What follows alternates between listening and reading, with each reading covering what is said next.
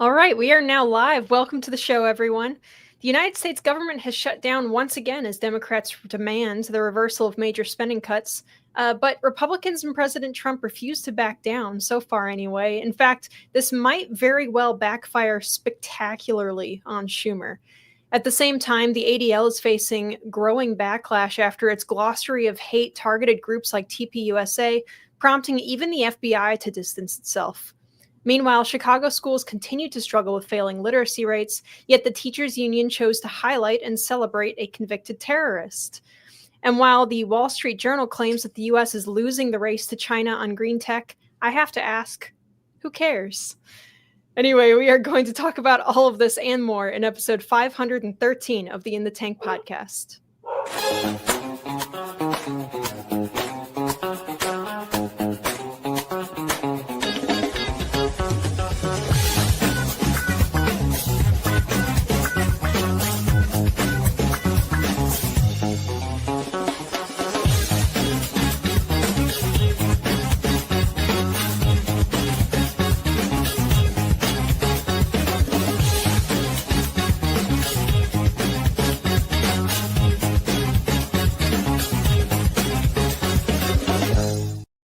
Going to see it. They'll see it in other ways. It's easy to find, but it is absolutely disgusting in every way. It is a lie. It's the man you met with has now lied about what you said after that meeting.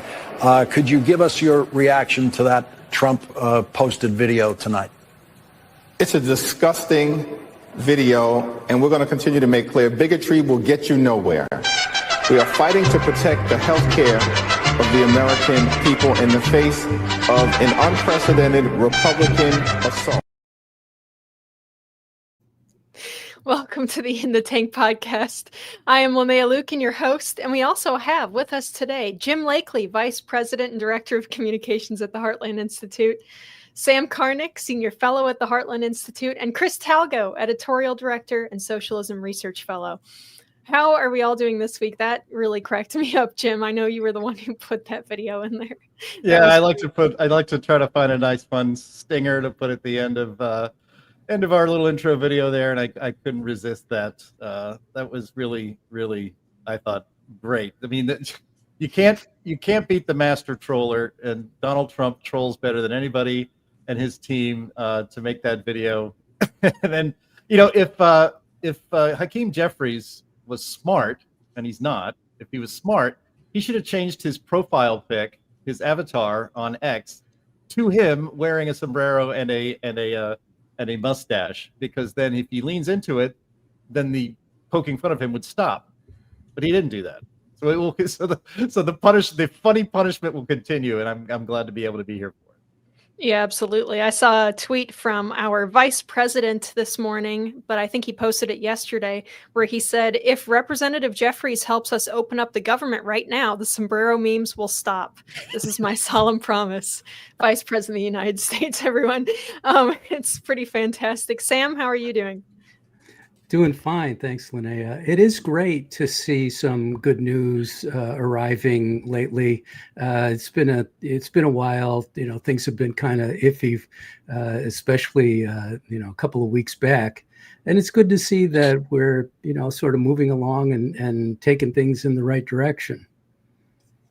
Absolutely. Well, I hope that we end up getting to kind of thank you, Andy. That's the tweet. We'll end up getting some major cuts through with this shutdown, so that'll be pretty great. Chris, how are you? You and Andy were talking sports before the opening of the show here. Well, Linnea, I'll tell you at about 4:30 or 5 o'clock p.m. today, after the Cubs hopefully win and advance to the next round of the MLB playoffs. But I don't know. Yesterday was not great. It's too bad. All right, everyone. So before we get started, as always, if you want to support the show, you can go to heartland.org/inthetank and donate there. Please also click the thumbs up to like the video, and remember that sharing it helps to break through some of YouTube's suppression, which hopefully won't be a problem forever, but so far nothing has changed. But even just leaving us a comment helps us as well. If you're an audio listener, you can help us out by leaving a nice review. So everyone go click the little thumbs up button right now before you do anything else. I'll give you a second. All right, now we will get into it here. We're going to start us off with Unhinged today. Andy, if you have that.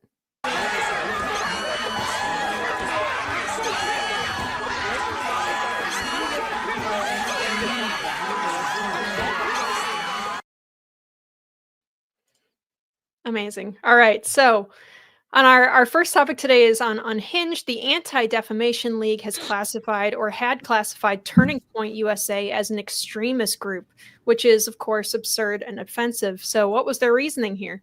The ADL claimed that TPUSA had ties to a range of right-wing extremists and generated support from anti-Muslim bigots, I'm quoting from their site here, alt-light activists, and some corners of the white supremacist alt-right. Alt-right. I haven't heard that term since 2016. Man, that takes me back. Anyway, this isn't the only time the ADL has classified an innocuous or a normal conservative group as extremist, and they aren't anywhere near the only ones doing it. The Southern Poverty Law Center is arguably even worse, but the difference is that the ADL's materials were being used a lot by the FBI under James Comey, but the good news is that's now changing. So here, Fox News reports FBI Director Kash Patel is cutting ties with the Anti-Defamation League that the Bureau forged under its former boss, James Comey. James Comey disgraced the FBI by writing love letters to the ADL and embedding agents with an extreme group functioning like a terrorist organization and the disgraceful operation they ran spying on Americans. That was not law enforcement, it was activism dressed up as counterterrorism, and it put Americans in danger, Patel told Fox News Digital. That era is finished. This FBI formally rejects Comey's policies and any partnership with the ADL, he added. Jim, the ADL claims that their entries in their Glossary of Extremism, which now has gone, radio silent, they've taken it off of their website, at least for public viewing. They claim that their entries were being misrepresented, but it's pretty clear what they were doing here, right? Well, it's very clear what they're doing here. And, the Anti-Defamation League, like so many once respected institutions and that were useful and honest, have over time been infiltrated and taken over by leftist activists.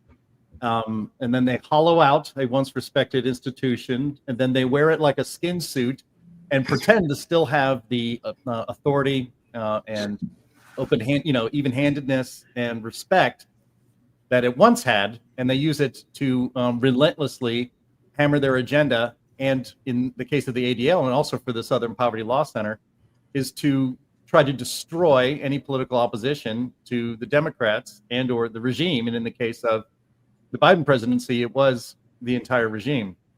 It's, part of me is a little sad because there is a place for a legitimate anti-defamation league. There is a place for such organizations to keep tabs on actual extremism. But when it has been hollowed out and completely taken over by the left, and this is happening, you can almost every institution that's been around for more than maybe 30 years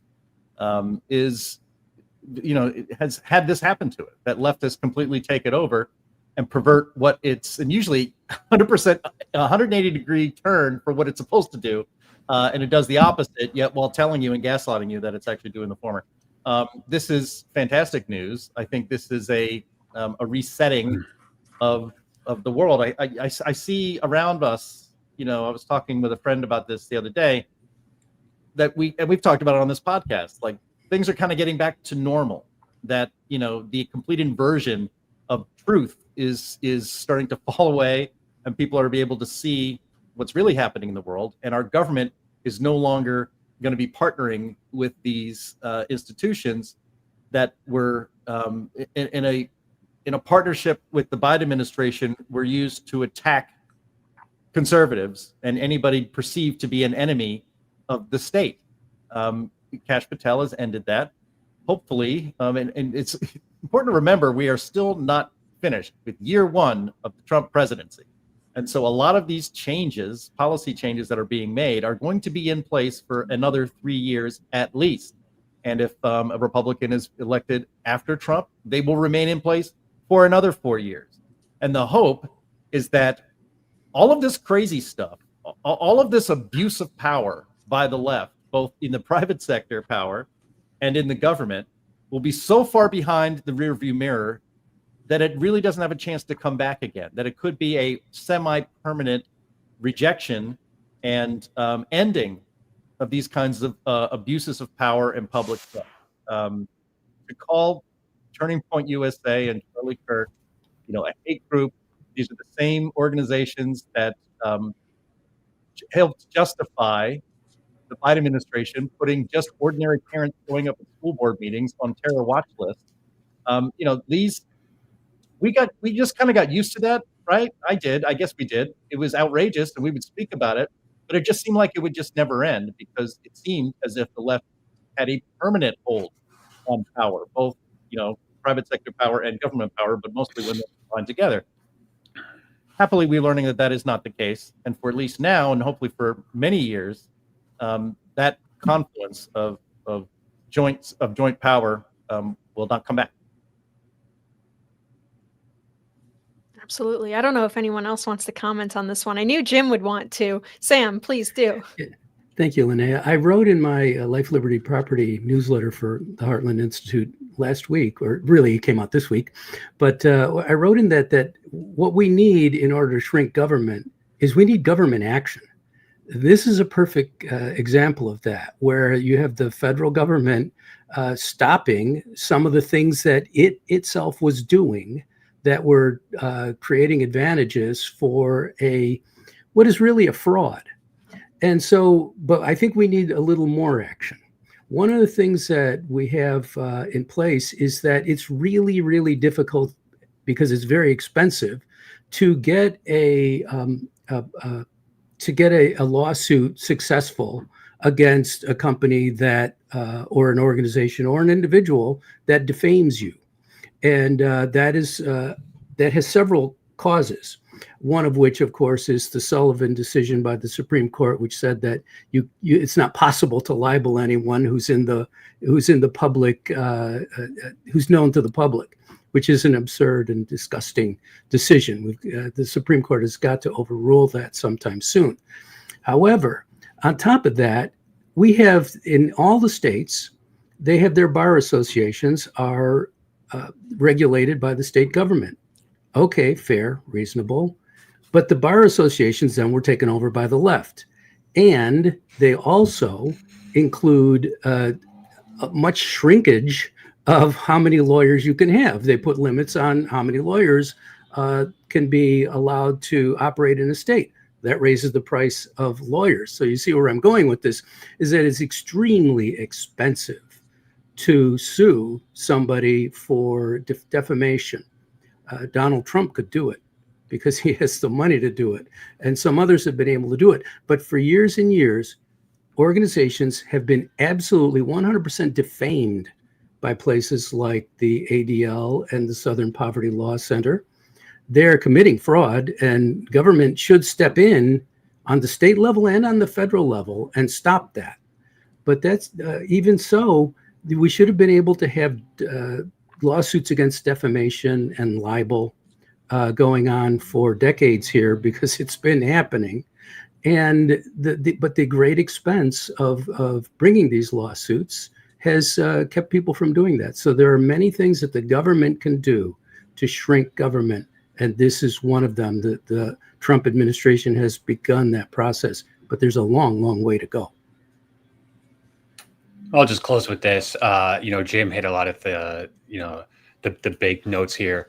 I would just say that the ADL and the Southern Poverty Law Center were begun with, great aims. And here we are all these years later, and guess what? They are the extremist groups. So it's just sad that that's what has happened.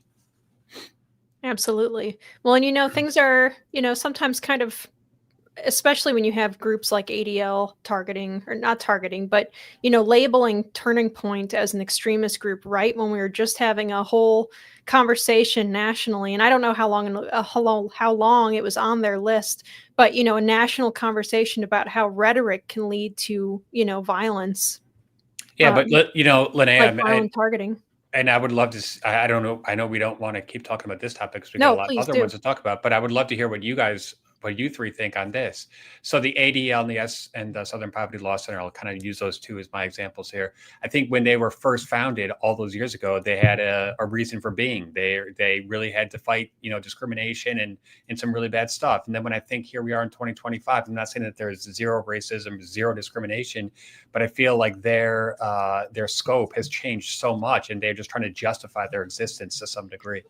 Well, it's not just that. It's that, I think that it's what's been discussed with a lot of organizations, like Sam was just saying, what Jim was saying, is you can have this organization that was started with, a legitimate purpose, but if it gets captured by these leftist crazy people, they will and do weaponize it against their political enemies. And that's what's happened with the ADL and the SPLC.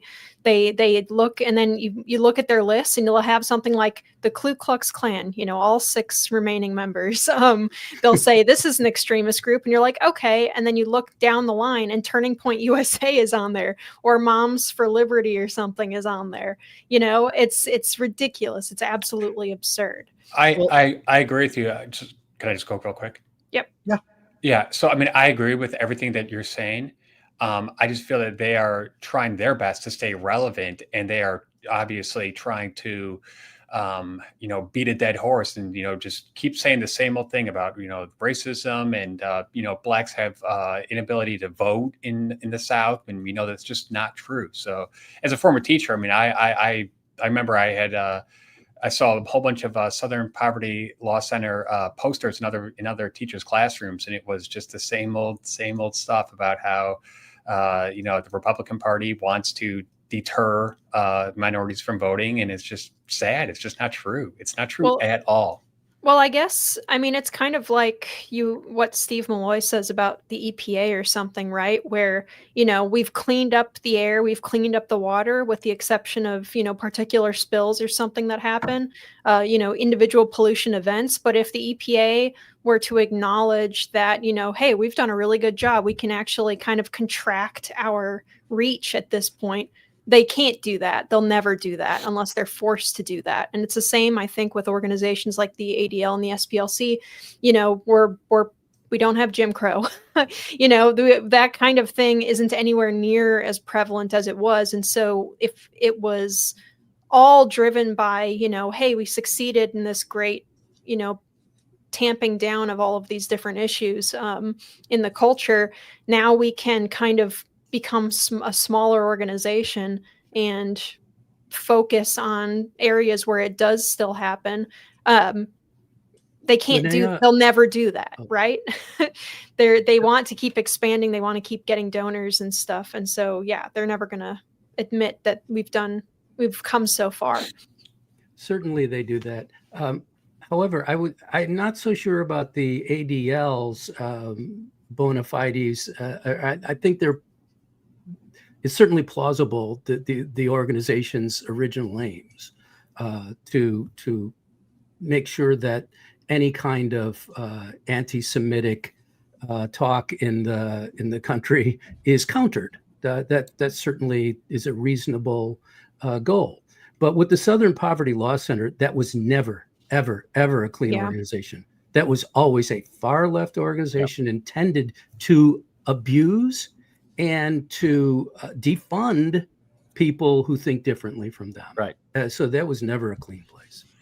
Yeah, I'll just then close. I know, Sam, you'll remember, I believe it's O'Sullivan's Law, that any organization that is not explicitly right-wing will become increasingly left-wing over time. So it's just kind of like the nature of organizations. But you're absolutely right. The Southern Poverty Law Center was always a left-wing attack group. be honest. And the ADL was, like I said in the beginning, was once considered rightly a neutral and organization that did positive things in the United States and around the world, and it became weaponized by the left. And so, good riddance.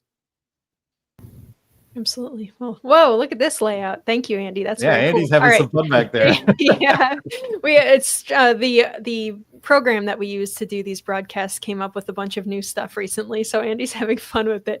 Okay, well, before I was kind of brought back into the topic by Chris, I was trying to have a really cool transition into our ad read here, where I said that it's getting scary out there and you should try to protect your assets in some way. As Jim has mentioned in the past before with regards to this particular topic, a lot of people in conservative, libertarian, or even just plain old prepper spaces will hit you guys with ads for buying precious metals. And they're not wrong that these are a good investment, but you really want to be careful about who you buy your metals from. And so at In the Tank, we trust Advisor Metals over all those other guys. And that's because we know that the person running the place is absolutely the best of the best. A great friend of Liberty, Ira Bershatsky, I'm sorry, sir. Ira Bershatsky owns and is the managing member of Advisor Metals. He has decades of experience in precious metals and is the only person in the physical precious metals industry who has the Commodities Futures Trading Commission federal registration. So what does all of that mean? Well, it means everything that Ira or a member of his team says to you has to be completely factual and backed up. So there's no sketchy sales pitch or any kind of bait and switch or anything. Ira is held to the absolute highest ethical standards, and there is full transparency, which is way too lacking in other places nowadays. So if you want to diversify your investment portfolio and your savings, and if you're planning for retirement and are concerned about economic uncertainty, if you want a tangible asset that is easy to buy and sell, you can secure your assets with a wide range of physical precious metals by getting in touch with our friend Ira at Advisor Metals. He will make it super easy for you. Please visit climaterealismshow.com/metals, and you can leave your information for Ira and get started with investing in precious metals and expand your current portfolio. You can go to climaterealismshow.com/metals. And when you talk to Ira, be sure to let him know that we sent you. This helps us, and you're helping. This helps us at the same time as you are helping to secure your financial future by diversifying with precious metals at Advisor Metals. All right, so that's my first ever ad read, and I'm very excited about it. And I'm also very excited that Ira is helping us out here, especially since, as I always say at the start of the show, YouTube hates us, so he really helps us out a lot. Speaking of precious metals real quick, the cost of gold is just through the roof right now. So that might be a good long-term strategy because U.S. dollar might be going down, guys. I hate to say that. I'm sorry. Yeah, it is. Like I said, it is scary out there, both on the economic side and also on the physical violence side. Speaking of physical violence, our second topic today is talking about the teachers union in Chicago that is fluffing a terrorist, all while schools in blue states like Chicago or like Illinois in the Chicago area especially have been falling behind. So from The Spectator, we have the Chicago Teachers Union, entrusted with educating Chicago's children, used its official social media account to mourn the death of a convicted cop killer, Assata Shakur, calling her a revolutionary fighter and a leader of freedom. I want to interject to also say that this individual was a serial bank robber and part of an actual extremist terrorist group, the Black Panthers, and also the Black Liberation Army, which carried out terroristic attacks on police across the country. So that's nice. Shakur was found guilty of murdering New Jersey State Trooper Werner Forrester in 1973 and later escaped from prison, landing on the FBI's most wanted terrorist list with a $2 million bounty. She ended up in Cuba. And to make matters worse, the Chicago Teachers Union Vice President Jackson Potter doubled down after they got criticism on this, declaring that Assata was a freedom fighter. So the tone-deaf post is a glaring sign that the CTU can't be trusted to educate children. While the union wastes time lionizing a terrorist, Chicago public schools are failing spectacularly. In 55 schools, not a single child is proficient in math. Not a single one. Taxpayers shell out about $30,000 per student annually, yet the system squanders that money on everything but effective teaching. As an affiliate of Randy Weingarten's American Federation of Teachers, the CTU mirrors public national union extremism. Chicago public schools have morphed into a jobs program for adults rather than an education system for kids. Staffing ballooned 20% since just 2019, even as enrollment dropped 10%. Okay, so before I get to the bright side of this terrible thing, which is, that not all states are insane like this, Chris, we always have to go to you on these teachers union questions because you have the experience in the room. Does any of this surprise you at all? No. I mean, many years ago, I did my student not my student teaching. I did a lot of shadow teaching actually in high schools and middle schools in Chicago, and it was a mess back then. I mean, there was no learning going on. I remember we would go as a cohort because we had probably about 13 or 14 of us at National Louis University in downtown Chicago, and we were all studying in the same group. And I remember after some of those trips, we would just look at each other being like, what did we just sign ourselves up for? Like, how are we going to do this? And I know someone, the beverage cart woman, I was going to say girl, excuse me, who is doing her student teaching right now at a Chicago public school. And we were talking a lot about that during the summer, and she was pretty scared. And I hate to say this, but she's been there now for about a month. And every time I ask her, like, how's it going? She just says the kids are getting worse and worse and worse. And she's in the physical education department. So she's not even in the quote unquote classroom. So if kids are not even, even remotely behaving in PE class to a really nice, young, good looking new teacher, I'm just, I can only imagine how bad things are in the classroom. So there's that aspect of it. The Chicago's Teachers Union themselves are just a radical political organization. We've seen that through from the pandemic when they were, advocating for school shutdowns, even though they knew that COVID-19 was not carried or transferred by kids, and the mask mandates and all this kind of stuff. Chicago public schools are in a huge budget deficit, and their only thing is we just need more money and we need more staff. So Chicago public schools are on the brink of total collapse. And the only viable solution to this is just complete unfettered school choice. Yeah, absolutely. And they bring some of that up in the article as well, that, school choice is, the Chicago's Teachers Union says that school choice is racist. And yet the president, I believe, of the school district or of the teachers union sends their kids to private school. So it's one of those. All right. So I want to say, though, that there is a bright side to this, you guys. It's not that all American schools are completely collapsing in on themselves. So from a national review, Mississippi, not California, is the education future. Mississippi went from 49th in fourth grade reading results on the national assessment about a decade ago to 9th in 2024. Its low-income children are ranked first in the nation. Its Black kids are number 3 in the nation, and its Hispanic kids number 1. Overall, when adjusted for socioeconomics and demographics, Mississippi has the best fourth grade results in the nation. In 2011, about 4 out of 5 fourth graders in Mississippi were proficient in reading. In 2013, the state passed a reform to require teachers to understand the science of reading, basically phonics, to deploy literary coaches to schools, to identify students struggling to read early, and to hold students back in third grade who weren't ready to advance. And that's a big one, you guys, because there are a lot of schools that'll just push kids along, even if they aren't passing.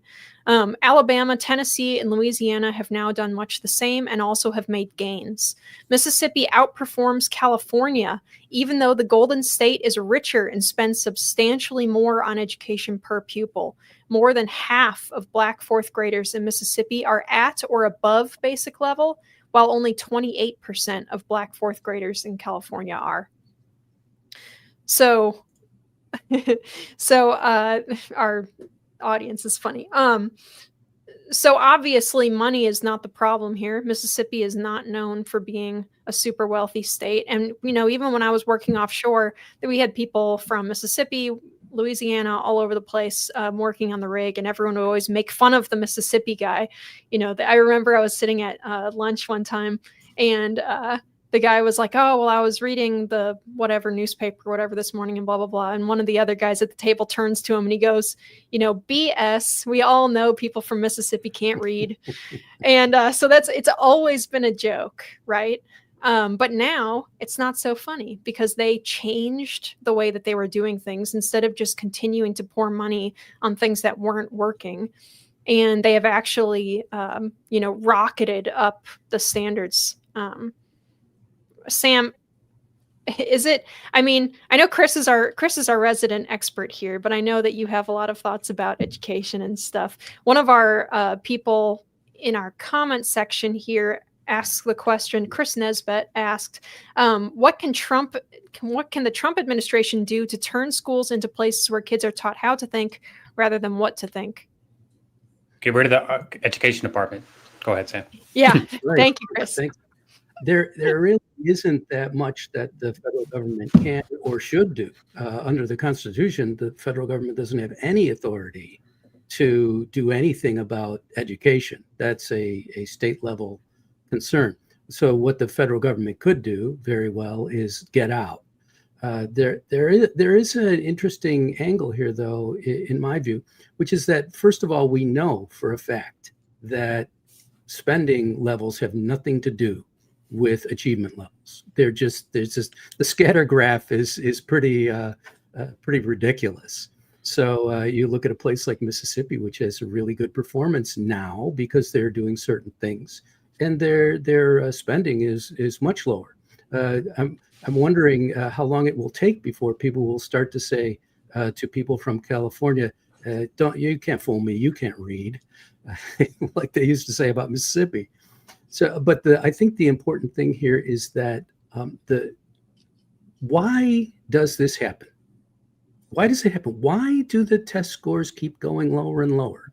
And the answer is, of course, that students aren't being taught how to think. They aren't being taught how to cipher and how to read.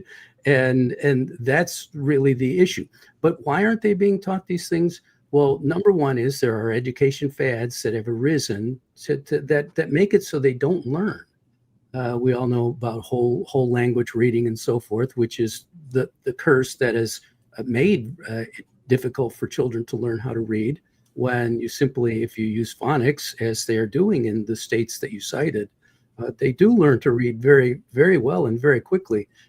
We taught our own children how to read before they went off to kindergarten in a religious school, by the way, parochial school.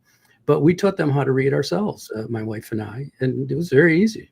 And teaching children is a lot easier, I guess, than teaching adults, but nobody seems to recognize that anymore.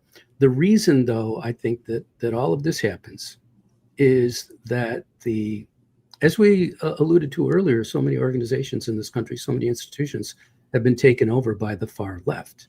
And education was taken over by the far left. And they're working for the government. These are government schools. So the schools will have as their mission what serves the government, not what serves the parents, not what serves the children, not what serves the American people. And what serves the government is dependency. They get votes by offering money and treasures, other people's money and treasures, and time and effort to people who are not earning them or who cannot earn them on the level that they would like to have. And so since the government loves dependency and relies on dependency, is it really implausible that the government school system would develop into an organization, an institution, a nationwide network of institutions that create dependency? That's my theory, and I'm sticking with it. Well, I think we also need to if we're going to play the blame game, I think we need to assign some of the blame to the parents, of these children as well. I remember when I was a kid, my mom, she had, 4 kids at the time, and me and my brother are pretty close. I remember doing flashcards and doing those little reading books. I hated doing that stuff. My mom made me do it. My mom, she's a grandmother now, and she takes my little nephew to the library, a couple days a week, and just to get him to just look at books. And I think there's a big part of that we're missing out on here. And I think in Chicago public schools in particular, the parents are not engaged nearly as much as they should be. I grew up in a in a really affluent suburb here, and the parents took a very heavy hand in the child's education. And it's easy to always blame the schools, and I'm not taking the schools off the hook whatsoever here, but there's also a bit of responsibility that needs to be placed on the parents here. Yeah, may I add something to that, Chris? I think that one of the things that we need to start talking about is that the incentives for parents to make sure that their children become educated have been undermined terribly by the welfare state. Why do you need to study if you got a guaranteed income? And it's actually pretty good, the income you can get through various programs when you add it all up and include non-monetary benefits. When you include all that, it's actually more. The bottom 20% of income quintile, the bottom income quintile, actually gets more than the second 20%. I know, but Sam, what I'm really talking about is the cycle of poverty and the cultural aspect of this. Of it needs to be broken at some point, and you can't just say, well, it's all incumbent upon the schools to break that cycle. At a certain point, I do think that the parents, the guardians, grandparents, in many cases, especially for kids in Chicago, they need to be the ones who say, you know what, reading is the best way for you. One of the best ways for you to have a like a fulfilling life and a good career, and just they need to make sure that they are doing everything they can to make sure that their kids are succeeding. I agree with what you're saying, and I think that the welfare state is what is enhancing that mentality across the country. For sure. And also to play off of what kind of both of you are saying, but like Chris, if the parents that are engaged with their kids' educations and stuff, when I was living in Louisiana, it was a thing that like basically no one went to public school if they could avoid it. And so there's a huge, the word industry is not the right word, but I'm going to use it. There's a huge industry, and there's a huge amount of people who work very hard to make a lot of scholarships available to go to, the private schools, the Catholic schools, especially in Louisiana. That's a big thing down there. So that kids don't have to go to public school. They make so many little like scholarships and programs to help parents and stuff so that they don't have to send them to public school, because it has been historically so bad. And the parents who are engaged are going to move heaven and earth to make sure that their kids don't go to these failing schools. But to be honest with you, I went to a very good, supposedly good public school, high school. And if I had a kid, I would not send them to that high school, because they're going to get indoctrinated. Yeah, they're going to learn how to read. I guarantee you that. And they're going to learn how to do some basic math and science and stuff, but they're going to get indoctrinated and brainwashed. Yeah. And I'm in the same boat as you, Chris. I went to a very, very good public school, like North Chicago suburbs public school. I think I know what you're talking about. Yeah. One of my big rivals, actually. Yours. I don't know. but yeah, it was only one of the top 5 public high schools in the entire world, country for 3 decades. But they got a great golf team too. A great golf team. Very good school. But I wouldn't send my kids to any, especially no Illinois public school. I mean, that's especially now. I can only imagine it's worse than then. And but the schools that are really terrible, the ones downtown Chicago Unified Public School District and stuff, that's like tantamount to child abuse at this point. I mean, I really do think that the union abuses their students at least on the educational front. So it's very, very bad down there. We had another question here from the chat that I want to bring up real quick. That was, let me see if I can find it again.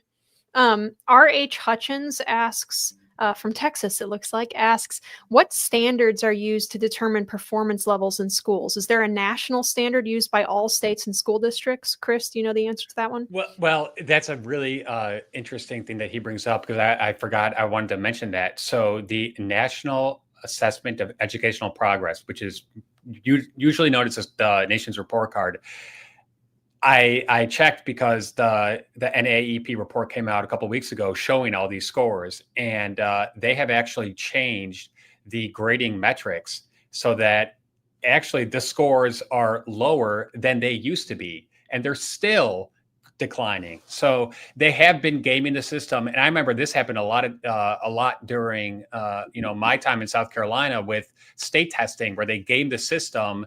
And it looks like you're making improvements, but in reality, no, you're not. So actually the score window for proficiency has been lowered over the years. And still, despite that, there are not as many, obviously, students, especially in Chicago, who are even near the proficient level. All right, thank you. But everybody gets a trophy because they tried hard. There's another really important question in the chat here from K1, who says, question, what is Chris's golf handicap? Chris is having a little bit of a difficult time with his shoulder, so his golf handicap is up recently, but he's determined to dedicate himself this offseason to making his shoulder 100% better.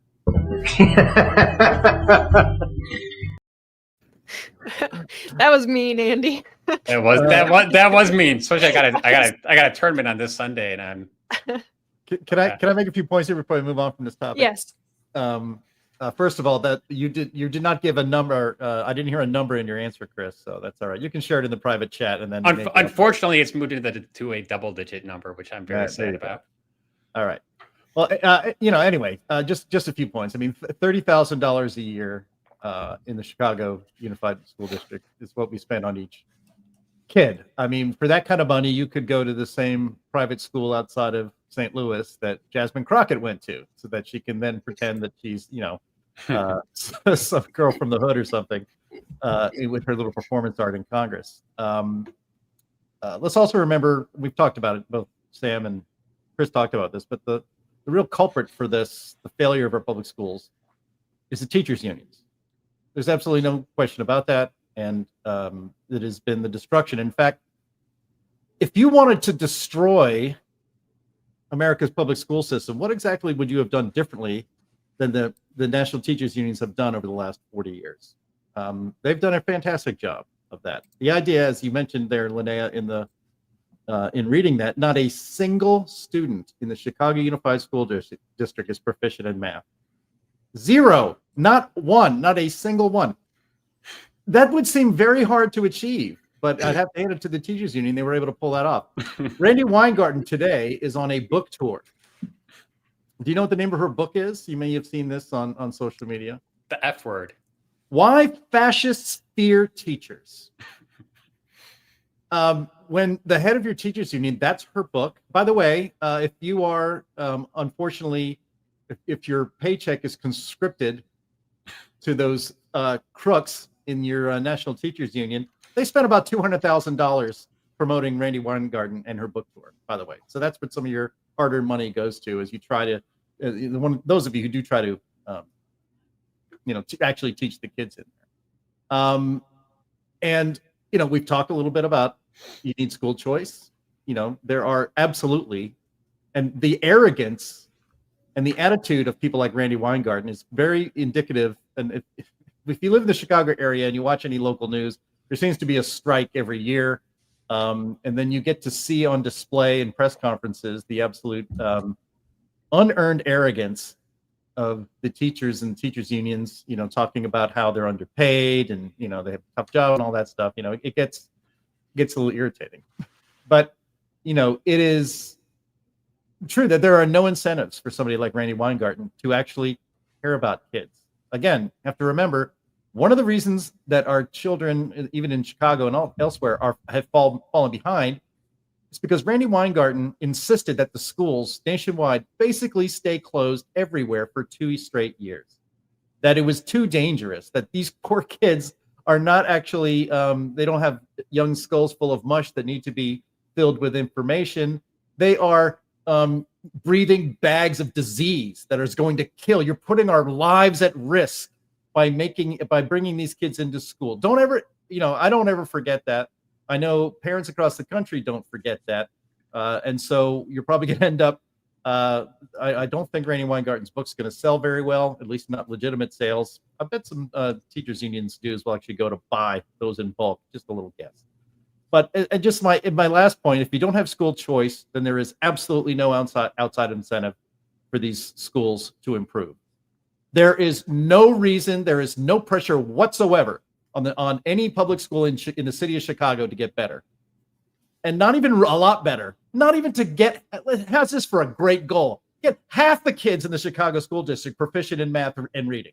Just half, which would be an F on any test, but let's see if you can do that. It is impossible. They cannot do that. And so many people in our chat have left comments talking about how homeschooling is the answer. And that really is the answer. Through technology, everybody, no matter their place on the socioeconomic scale, has at their fingertips, in their pocket, all the information they need on how to educate themselves and their children. If I can use YouTube to learn how to make, wonderful French baguettes when I never knew how to do it before, or repair a ceiling fan, or replace lighting in my garage, or build shelving units, then anyone can learn their multiplication tables, or do more complicated math, or learn how to read using phonics, or learn about the Renaissance. The world of information is at your fingertips. I really believe this. Maybe you guys can disabuse me of this idea. You could sit a kid in front of the right YouTube channels all day for a year, and he would learn 10 times more than he would learn if he was going to any school in the city of Chicago, even the best school in the city of Chicago, because there is no incentive for the teachers to actually teach children. That's not what their job is. That's not what they see. Or I should say this way, the teachers union, what was it? Maybe this is an apocryphal story. They said, if you want us to care about kids, you should give them a union rep too. Our job is to protect the teachers' interests, not the children. They don't have a union. It's too bad for them. Jim hit the nail on the head here. The lack of competition. They have no incentive to better their performance. I know that a lot of people are going to say, well, homeschooling, not everyone has that opportunity, but there are so many other options. How about micro schools? How about just, unfettered charter schools? How about all there? I also, just really think that a lot of this, can be solved, like Jim said, with self-drive. Since I graduated college, I've read hundreds of books about topics that I want to learn more about. I have learned way more in the years since my college education than I did formally, at Indiana University. And I still think that exists for, every single person in the United States. And it's even more so with, technology, because now we do have the ability to go online and, have all these resources at our fingertips. So, the schools are definitely failing, but, at the same time, there are options to solve this problem. And, I really hope that future generations, and it does seem like a lot of Chicago parents are getting pretty fed up with this. So that's a very good thing. One thing states could do is simply eliminate the option of teachers' unions within their states. Remember that the far left, almost Marxist, left-winger President FDR, Franklin Delano Roosevelt, who imposed the New Deal and so much concentration of government, said that there should never be, ever be public sector unions. That it's an obvious scam to have public employees unionize and have all that money go to politicians who will support their goals, and then their goals become not about the children, but about the not even about the teachers. It's about the unions getting more and more money. It was not Randy Weingarten, but it was another teachers union president who said, I'll represent the students when the students are paying our union dues. That's right. Yeah. Well, and for our audience here, you guys might not know it because we've been so kind of laser focused of late, on our front facing kind of social media side on the climate issue and all of that. But the Heartland Institute actually is extremely strong in the school choice arena. And we're working on becoming even more strong in that area. So if you guys want to look at our website, heartland.org, you will find tons of resources about school choice there.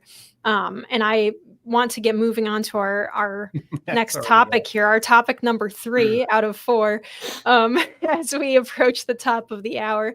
But I think that this is important to cover, and I'm really glad that we were able to. So we don't have to spend too much time on topic 3. I just wanted to mention it because it actually ties into some other Heartland work that's been done by our very own Samantha Fillmore. But I came across this article at American Thinker by Bill Ponton, who I'm sorry, Bill, if I'm mispronouncing your name, but which I thought he made some really good points that kind of lead into that work I was talking about. But he writes, when did the Wall Street Journal give up on making coherent arguments? It certainly seems to be the case with a recent Wall Street Journal article entitled "The U.S. is Forfeiting the Clean Energy Race to China." The premise of that article, as you might have guessed, is that the U.S. will lose out to China if it does not match China's level of subsidization. Wow, that was a struggle, of clean energy. Nowhere in the article did the authors ask, is a race worth winning? I contend that it isn't. The authors start out by asserting that the rapid pace of EV adoption in China and elsewhere casts a long shadow over oil demand. Natural gas will be burned for decades, but increasingly competitive solar panels and batteries might sap how much of it the world will need. Do the authors think that a reader will jump at that bait? There is no oil or gas producer losing any sleep over competition from EVs, solar panel, or batteries. The authors have created a straw man. They go on to state that China installed 277 gigawatts of wind and solar capacity in the first 7 months of the year, quadruple the utility scale additions federal analysts in the U.S. project across all power sources for 2025.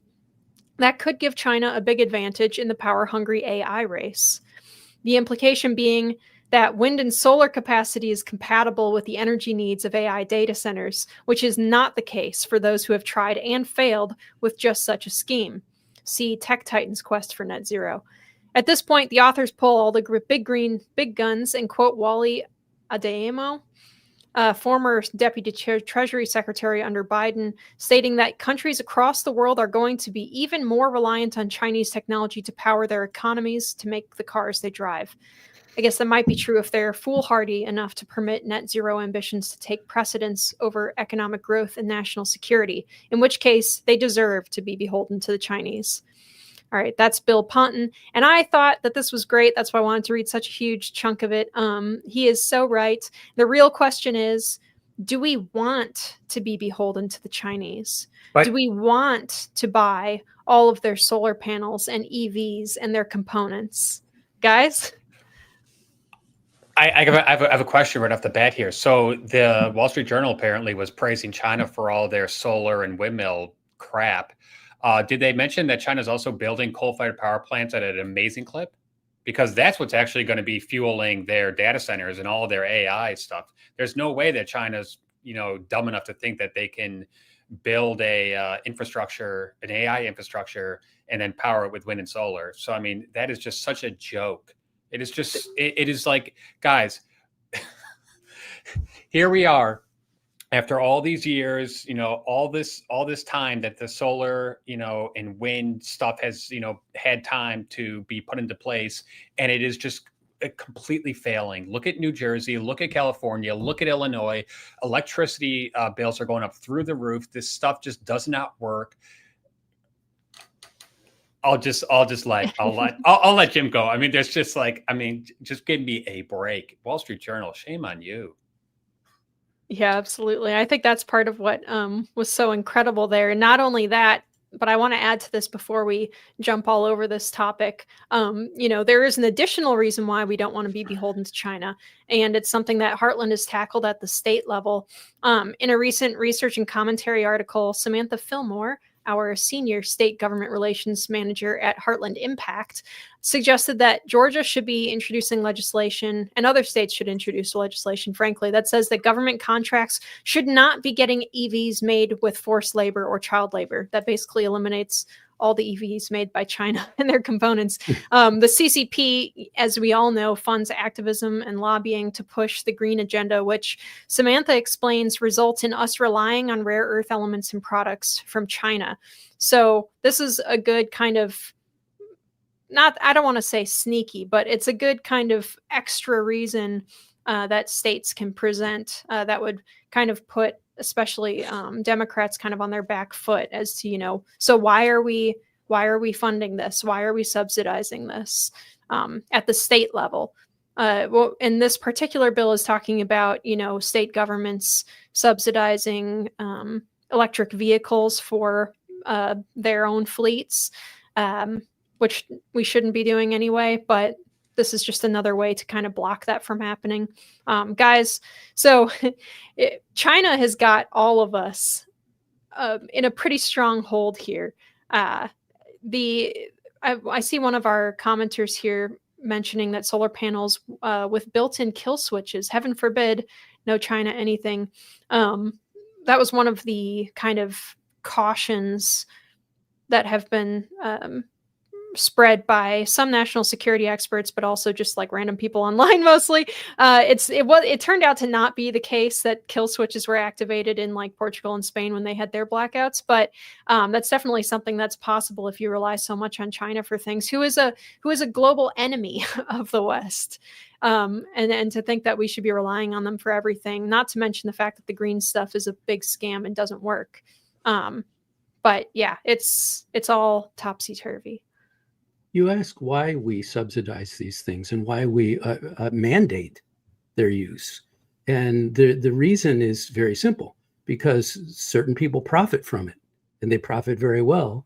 And the rest of us only, we're the frogs in the pot. They slowly turn up the temperature, and we don't realize that, okay, I was paying, X number of dollars or cents per kilowatt hour, and now it's more, and now it's more. And so we want to blame the electric company, or the same goes with the price of automobiles and the like. But it's because certain people benefit hugely from these rules and regulations and laws, and the rest of us just have to pay a little bit in relative terms. So they have a much stronger incentive to get the government to do these things. And why does the Wall Street Journal write positive articles about these things? For the very same reason. There doesn't need to be a conspiracy. It's just a system that is developed it's called corporatism. When you have government favoring one endeavor over another in the private sector, then what you have is the temptation for those, let's say, less scrupulous people to game the system. And the way that you game the system is by getting politicians on your side. So what happens here is it's the same on both sides of the ball. It's the same on the private sector as in the public sector, that people benefit from this, and so they will do it. And that's what we need to do. Again, as I said earlier, we need government to act in order to reduce government.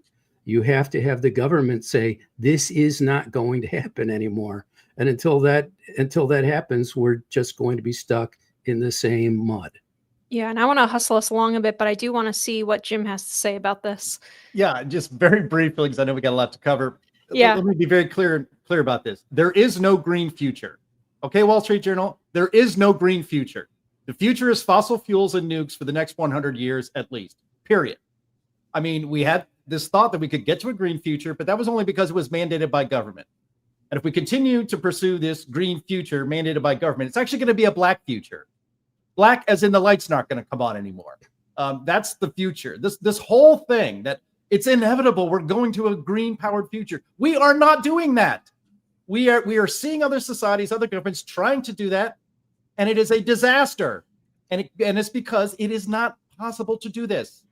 We are going to be burning fossil fuels for the next 100 years. Get used to it. And the good news is it's not ruining the environment. We are not boiling the planet because of doing this. So this delusion is even infected the Wall Street Journal, which is very disappointing. But I think eventually it's just going to break from the world. It's certainly broken on this show and the Climate Realism Show every Friday at 1 p.m. Eastern Time. Be sure to check that out. Excellent job there, Jim. All right, so our final topic, what is supposed to be our main topic, but we have once again established ourselves as a show that is an hour and a half long and not an hour long. But the government has shut down again. This happens every couple of years, sometimes multiple times in a row, and every single time all of our representatives freak out about it, and all of us regular citizens kind of look around wondering what exactly is changed for us. So, Sam, I'm going to read a little bit from your wonderful newsletter, Life, Liberty, Property, for this. So sorry in advance for reading your own words at you. You wrote, congressional Republicans, and this was before it actually shut down, so you weren't quite sure if we were gonna do it or not, but I think that your statements on it still hold.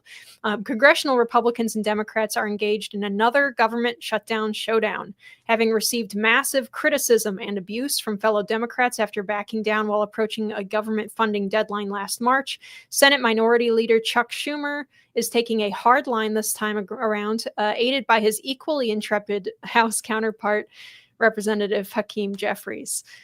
Democrats view this as an opportunity to force concessions. Senate Democrats are demanding the restoration of $1.5 trillion in spending cuts established in the OBBBA, including the restoration of $450 billion in Obamacare spending reductions, reversal of Trump's minute spending rescissions, and a few other things that will likewise expand the federal government and shrink the economy. The trade the Democrats are offering is simple: a massive, permanent increase in government spending for 7 weeks of government funding. So, Sam, we have now been shut down for 2 days. Should we be worried as regular citizens about this? Will our NASA-run satellites fall out of the sky? Is the military all going home? Will the post office even stop delivering? What happens now? Our biggest worry would be that if they restarted the government, I think that would be awful. Really, what has gone on here is such a perfect example of the kabuki dance that the shutdowns always are. It's never about running the government. It's never about size of government. It's always about politics. And in this particular case, it's absolutely bizarre. I mean, the Democrats are saying that you need to raise the government spending on an annual basis, year after year after year, by well over 1.5 trillion. Or you cannot get 7 weeks of spending for the government. Now, I think that this is so ludicrous a position that it can only be understood as by using the idea that I've just mentioned earlier about incentives. And the incentives for Schumer are that he won't be abused by his party. He won't be. He won't have his life threatened and the trivial things of that nature. If he goes out to a restaurant, they won't turn the table over on him or something, as they do to Republicans and conservatives. So what had happened there is that Schumer gave in I think it was March, and they passed the continuing resolution to keep the government open. And he said, no, this time we're not doing that. Well, at that time, it was a much longer period. So you had some plausible reason to say, well, we need to get something in return for our votes. But in this case, it's 7 weeks. We could let the government, honestly, we could let the government shut down for 7 weeks and people wouldn't notice it except for the hysterical news stories that would be claiming that everyone who died during that period died of closed federal government. It would be just like under the COVID lockdowns, where everyone who died with COVID died of COVID. So the whole situation is absolutely absurd, and that is why I think it is so smart of President Donald Trump to have taken it as a joke. and to have made a joke out of the thing, where what their premise is, we cannot have a national government if we are not giving free health care to people who are in this country illegally, and putting that sombrero on people, and then having Trump himself be the mariachi band. You have to see that clip. It's absolutely hysterical. But what it does is it just indicates what a ludicrous situation this is. My point was that it didn't make any sense from a political standpoint. Even last week, you could see leading up to this that it wasn't going to work for the Democrats because they have no leverage. They had no way of saying, look, if the Republicans don't back down and give us this 1.5 million, X will happen. Well, what is X? There is no X. There was nothing that they could say. X will happen. What'll happen is that people in this country illegally won't get Medicaid. Whoa. How many people are really driven by that? Did you know that only 2% of the country in polls say that healthcare as a whole is their biggest issue, the most important issue? Only 2% in the country. So you're going to get 1 in 50 voters that way. Well, good luck with that. I know these elections are close, but you probably already had all of them. So this is really just a ridiculous situation, and I think we need to treat it as such. I don't think that the healthcare for illegals is the core of this fight. First of all, this goes back to a couple continuing resolutions ago. So the current baseline spending is the Biden era spending. We've been using continuing resolutions for, I think, like 18 months now, right. just to keep, the government alive. What Mike Johnson is trying to do is he's trying to reestablish the appropriations process where they have the 12 separate appropriations bills and you go through them step by step. That has not happened in a very long time. So what the Democrats are trying to do is they're trying to say that we won't vote for this unless you renew the Obamacare subsidies that were greatly enhanced under the pandemic, which is supposed to sunset in 2025. Right now, I did some research into this because Obamacare is about 15 years now in the making here, and it has completely failed to deliver on its core promise of making healthcare more affordable. It's so bad that what they're trying to do is they're trying to put more subsidies in place for people who make $600,000. It's like, I mean, come on. This is not people who are, right at the very, poverty line who are just trying to get by. No, those people, they don't pay a penny for healthcare. This is actually to get people who are fairly well off, who are in Obamacare for whatever reason, so that their premium payments and all their deductible payments don't just go through the roof. So really, it does not get to the core of the problem. The root cause of the problem is that our healthcare, when you look at the budget, our healthcare, whether it's Medicaid, Medicare, all these other programs, it eats up a gigantic amount of the budget. RFK is trying to, I think, get to the root cause of that by saying American people are really, really unhealthy, and we're taking a huge amount of healthcare resources, especially as they get older. We cannot keep doing this. We can't. Because Obamacare is a failing model because not enough young, healthy people are in there to subsidize the older, sicker people. So really what this boils down to is Democrats are saying, we want our cake and we want to eat it too. We want all the Biden era spending, just keep doing it. We want all the enhanced subsidies to just keep going. And on top of that, we want to keep giving Medicaid to illegal immigrants, which is a total just absurd idea on its head, because did you know that every single illegal immigrant in this country, or every single American in this country, can go into an emergency room and they cannot get denied care? So it's just there are so many reasons why this. I just had a surgery and I had to pay through the nose for it, and I'm probably never going to get my refund because there's just so much just bureaucracy and glop in the system, and this and that and this code and that code, and it's bad. bad. All right, tell us how you really feel, Chris. That would be that'd be good for us. Chris rant.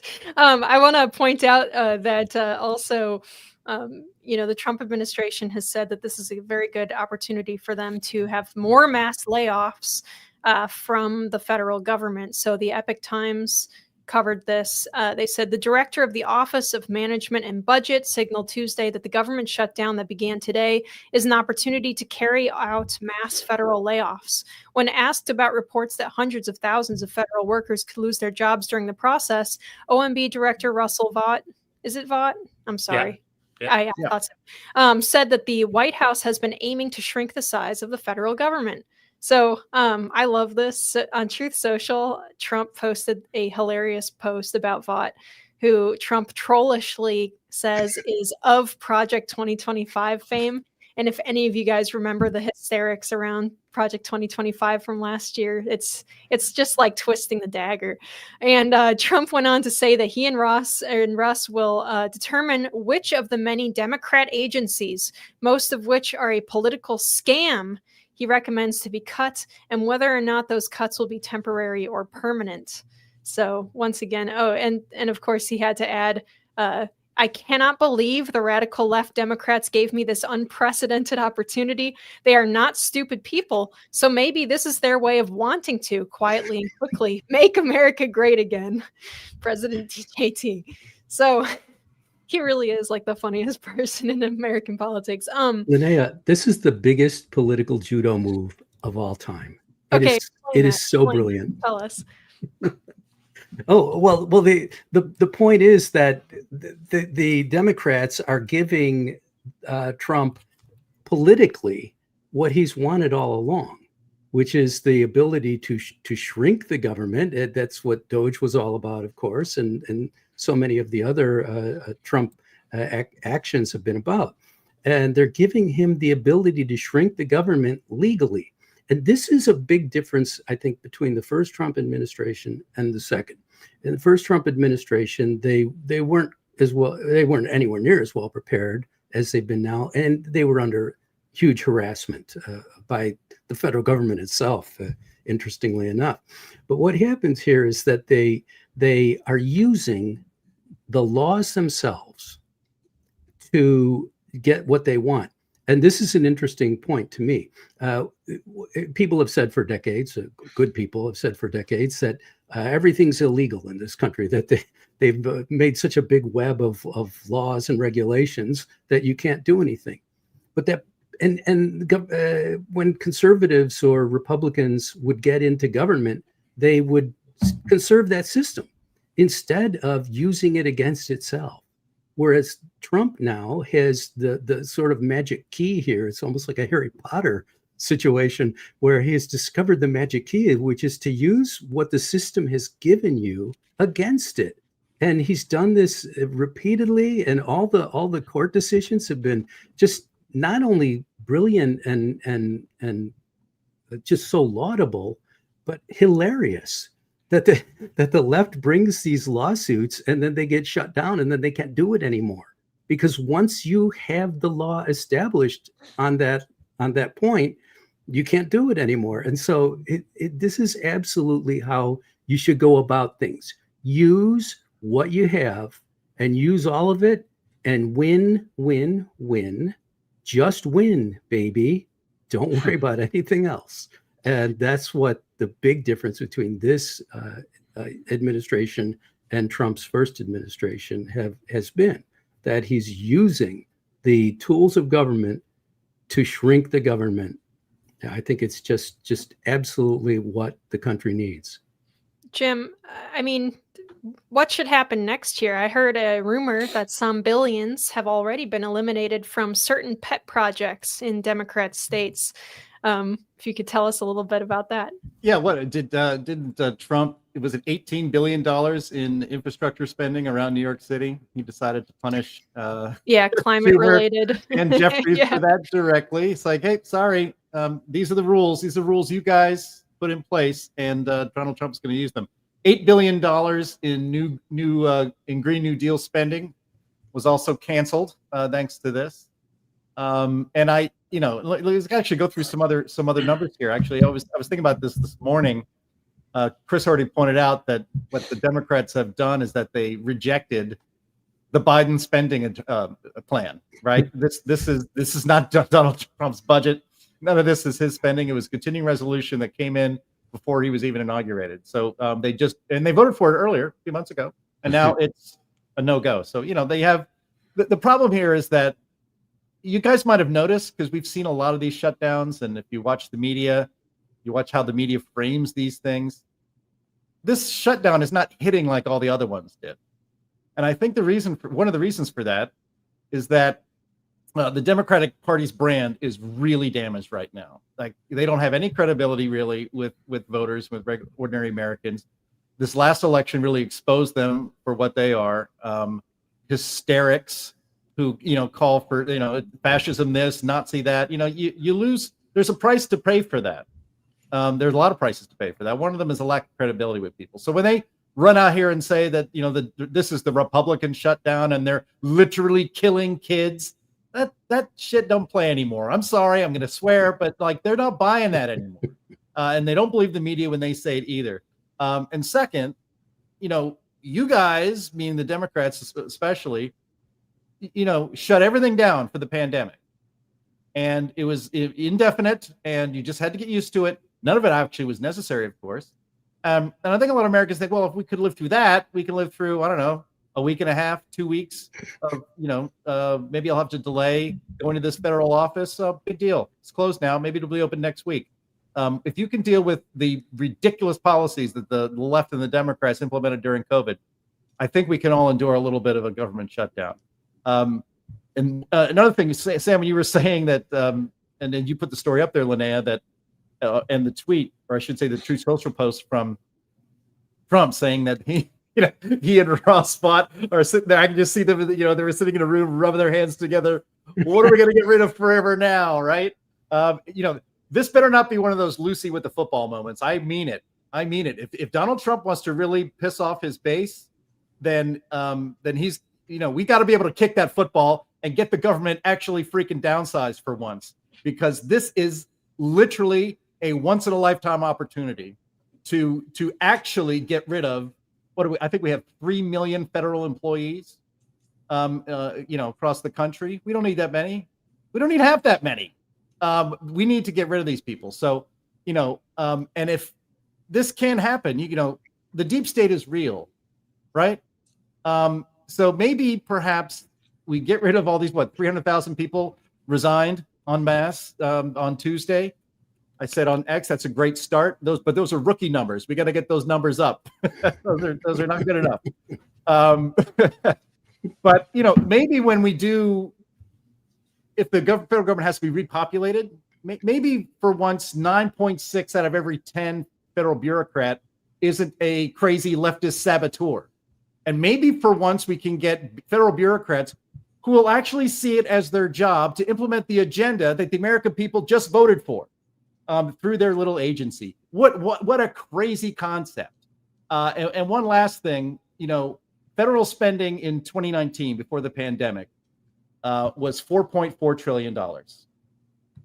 It's $7 trillion this year. That's a 60% increase in 5 years. That is ridiculous. The idea that we need to spend that kind of money, that if we went back to 2019 spending levels, it would mean the end of everything and people dying in the streets, is absurd. You guys don't have any credibility on that. People can look these numbers up for themselves. It's very easy. Our national debt in 2019 before the pandemic, $23 trillion, which is crazy. That's way too high. It's $35 trillion today. That's an increase of 52%. So this has to happen. Like I said, this cannot be a Lucy pulling the football away moment, and then we fly up in the air and fall on our backs, and wonder, gosh, did it again. It happens now or it never happens. I hope. It seems that Donald Trump is having some fun with it, with his Truth Social account, but he really also needs to be serious about it. This must happen. We cannot sustain this level of spending. We do not need a government this big, because a government this big, as we have found, can trample the rights of ordinary citizens, make their lives hell, and be weaponized against enemies of so-called enemies of the state. So it's now or never. Pray that it's now. So I'm reading a biography of LBJ right now, and it just I bring it up because it just struck me as so funny that in I think it was like 66, 67, after Great Society had a couple of years, and Vietnam War was out, obviously waging. The federal deficit, I think, was $28 billion that year. And LBJ, of all people, was wringing his neck going, oh my gosh, this is so bad. We got to cut programs. We got to get this war spending down. Might have to do a little tax surcharge here. Because even LBJ, Mr. Big Government, in the mid to late 1960s, could not foresee a budget deficit of $30 billion happening again and again and again. It just blows my mind that here we are, and we've got multi-trillion-dollar deficits for as long as the eye can see. On CNN the other day, they were talking about, oh my gosh, the national debt is 37 trillion. I mean, this is like completely out of control. Our kids are going to be completely poverty ridden, but we can't cut spending. It's like, wait a second, those two things can't coexist at the same time. Like Jim said, we've got $7 trillion going through Washington, D.C. these days, and you could probably cut at least half that and not even miss a beat. So Donald Trump, I think, is going to take advantage of this. And I also think that the reason this is happening is because Chuck Schumer, Hakeem Jeffries are in between a rock and a hard place. They cannot give into this because then they'll be seen as cooperating with Trump administration. However, this is a losing proposition. The Senate only needs 5 more votes to get it passed. We've already seen Fetterman and I think Capito close ranks, and they have joined the Republicans on this. So in a week or so, you'll get another 5 Democrats, maybe even Durbin. He's retiring soon. He'll join and get the government open again. But man, the Democrats, like Jim said, I mean, they have nothing to sell. They have nothing, no future, no future to sell the American people. And here they are now, just trying to play political, games with this shutdown, and the American people, I think, see right through it. Absolutely, and I think everybody's getting tired of the as you said earlier, kabuki theater, or whoever it was that said the kabuki theater, when it comes to every time that there is a shutdown. But you guys, this is all the time we have, unfortunately. Thank you, everyone, for all of your attention to these matters. Of course, as always, we are live every single week on Thursdays at noon Central on Rumble, Twitter, YouTube, Facebook. Look, I didn't know what to say when the music wasn't coming on when I started the outro. I was like, oh man, I guess we're not ending, but actually we are, you guys. I'm so sorry about all of that. Chris, do you have anything to take us out on? Well, I'm gonna just repeat myself. Go Cubs! Game time. Awesome. Game time is just 38 minutes from now. Jim? No, I thank people in the chat who enjoyed my rants today. I actually didn't expect to do any ranting. I was feeling kind of chill, but yeah, you get what you get. So join us tomorrow, 1 p.m. Eastern time. It's every Friday for the Climate Realism Show on this channel. It's always a great show, and hope to see you there. Awesome. Sam? Thank you, Linnea. Go to the Heartland Institute website, heartland.org, and take a look at Life, Liberty, Property, where you can find out what's going to happen before it even happens. Yeah, look, it's a great publication. I only read a little bit of it for this show today, but there was a lot of good information in there, you guys, so definitely follow that. For our audio listeners, please rate us well on whatever service that you are using. Leave a review for us. It really does help. And thank you so much to all of our usual panelists. It's always a great time, you guys. Thanks again, everyone. We will see you again next week.